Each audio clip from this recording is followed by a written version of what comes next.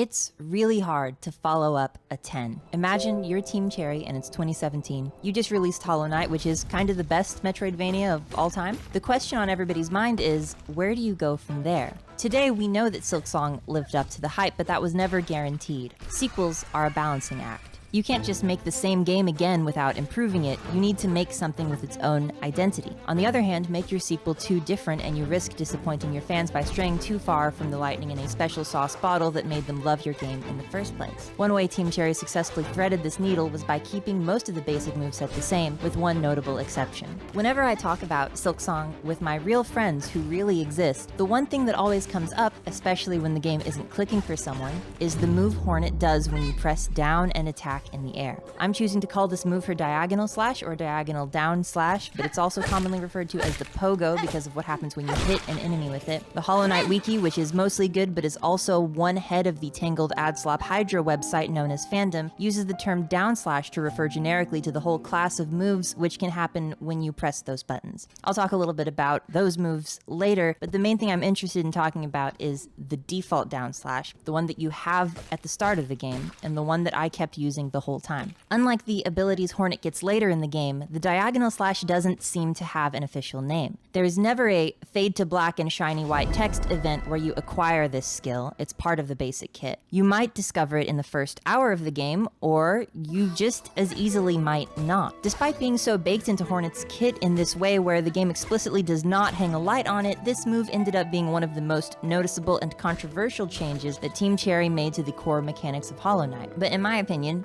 it's actually good, and it's a design decision that would be crucial for Hornet's identity as separate from the Knight. People who don't share my take might say that it's unnecessarily difficult or unintuitive, especially compared to the Knight's down slash, which was perfectly fine. After all, common sense says, if it ain't broke, don't fix it. But that's why common sense isn't Game of the Year 2025. In Hollow Knight, when you're in the air and you press the attack button, it behaves exactly as you would expect. You can also hold up or down while attacking to slash above or below you. This all feels very normal and intuitive to everyone. Early in the game, you'll learn that you can use this downward air attack to bounce on enemies and stay in the air above them, which feels good. It has the coolness factor of high-level tech despite being basic and accessible.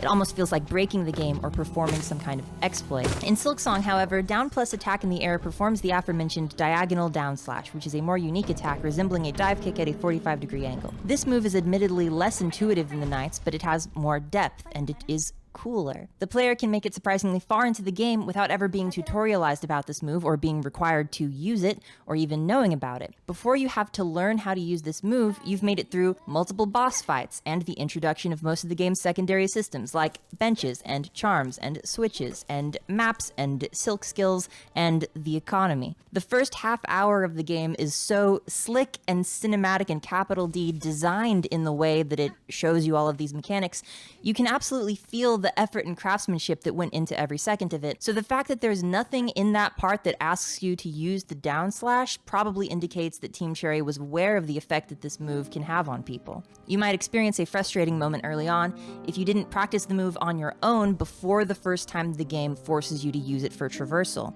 And you very well might not have, because before you learn to be proficient with it, it's probably safer and easier to attack enemies on the ground so that you don't accidentally bonk yourself into them, since the down slash travels for a fixed length of space and is probably shorter than what you would expect at first, and because the hurt box is not there the whole time. This is necessary for the move to not be totally broken, but it means that you can really goozle yourself with it by trying to hit something that's just slightly too far away. And in such a hard game where death can sometimes result in permanent setbacks, the stakes are high enough that it's easy to imagine that some amount of players would be averse to taking the risks required to teach themselves this skill before the game asks them to know it. Of course, as the game goes on, the situations where the game asks us to use this skill for traversal get progressively harder. The learning curve is challenging because Silksong is, in all respects, itself, but the difficulty curve of the pogo challenges definitely wasn't as steep or as unforgiving as those of the game's combat.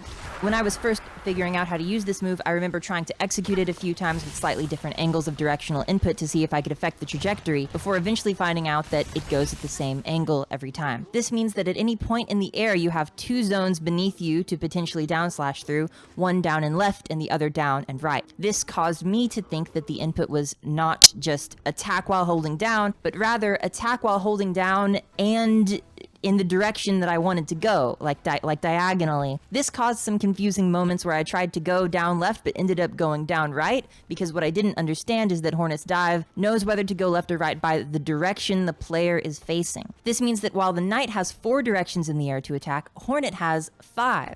This works out to be 25% more options than she would have had if she only had 4/5 the amount of options that she has now. And while that last sentence was a joke, I'm still correct that having these 2 hypothetical imaginary death zones makes Silksong's mid-air combat an interesting positional puzzle. You wouldn't expect it in the early game where you pretty much know how to fight every enemy individually before you fight them, but this feel for the space you own becomes very relevant later in the game when you're put into volatile, chaotic situations that require a greater deal of creativity and improvisation. Having horizontal movement tied into the first part of your pogo instead of just being able to move side to side during the bouncing up afterwards means that Hornet in the air has more horizontal reach than the knight did. This affects the flow of combat a lot by letting you stay in the air for longer.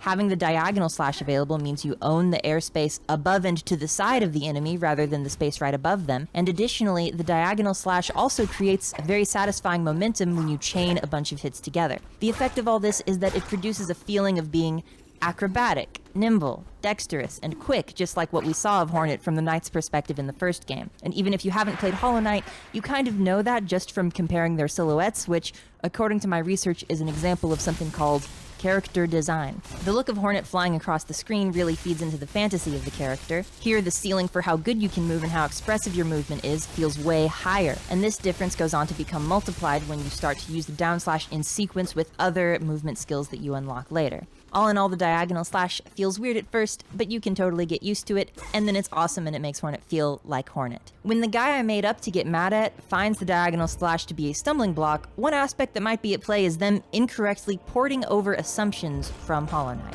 After playing a mechanically challenging game for hours upon hours, inputs become second nature to the point where it's actually kind of hard to consciously notice what you're doing with your hands. For example, if around the end of my playthroughs of either of these games you asked me how to do one of the Knight's or Hornet's late game unlockable skills, I might not be able to verbally tell you which button does what, but with the controller in my hand I would be able to produce the move without thinking. Likewise, for anyone who played a lot of Hollow Knight, the directional input as part of the down air attack becomes an automatic ingrained action connected with the intention of hitting in a certain direction. In any situation where most of your previous knowledge transfers over, but one piece doesn't, that one piece is going to be difficult to unlearn. The uniqueness of Hornet's down slash works against it here because a player is not just having to ignore muscle memory from Hollow Knight.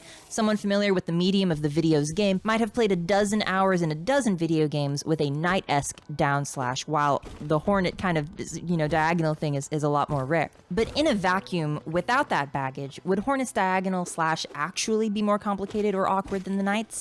Maybe. I don't know, and there is no way of speculating about it in an interesting way. Anyway, let's say the Knight's move is so calcified into your pineal gland that you just have no shot of vibing with Hornet's move whatsoever.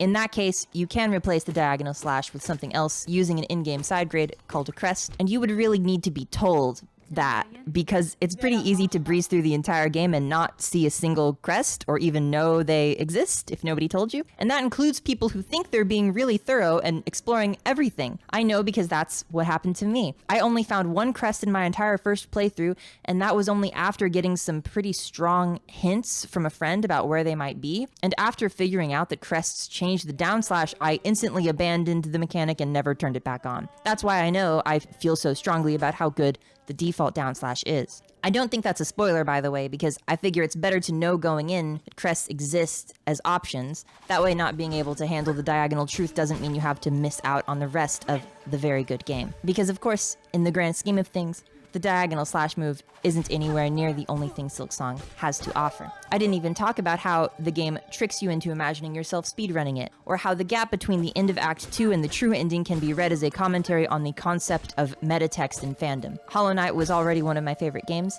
and Silksong is everything you would want out of a sequel. It's tighter and bigger and more polished, and the items and upgrade system is way better designed, and it succeeds in creating the feeling of being this really cool character who doesn't afraid of anything and helps people and does funny dances and has a badass yet elegant fighting style. The main thing I'm saying is that, in my experience, the diagonal slash helps and does not hinder all of that other good stuff. But also I'm saying that while Hollow Knight Bounce is a Goomba Stomp situation, Silksong Bounce is a chain of homing attacks. It follows that since Sonic is better than Mario, Silksong is better than Hollow Knight, and if you disagree, that's not my fault anymore.